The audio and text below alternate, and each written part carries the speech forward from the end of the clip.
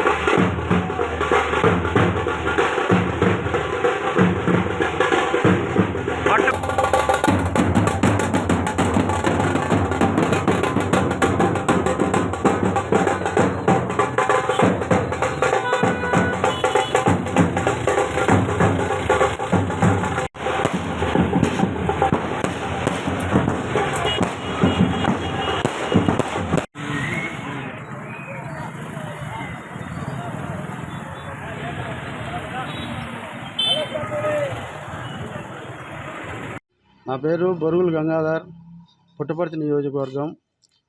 నేను స్వతంత్ర ఎమ్మెల్యే అభ్యర్థిగా పోటీ చేయాలనుకుంటున్నాను. ప్రజలకు సేవ చేసేందుకు, ప్రజలకు సేవ చేయాలని నిర్ణయించుకున్నాను. త్వరలో నా మేనిఫెస్టో కూడా విడుదల చేస్తున్నానని, మండలానికి ఒక డెడ్ బాడీ ఫ్రీజరు, వైకుంఠ రథాన్ని తెచ్చి ప్రజలకు సేవ చేసేందుకు కృషి చేస్తానని ప్రజలకు విన్నవించుకుంటున్నాను. ప్రజలు నన్ను ఆదరించి ఎమ్మెల్యేగా గెలిపించాలని కోరుకుంటున్నాను. నియోజకవర్గంలోని ప్రజలు నన్ను గెలిపిస్తే రాష్ట్ర ప్రజలకు, జిల్లా ప్రజలకు సేవ చేస్తానని విన్నవించుకుంటున్నాను.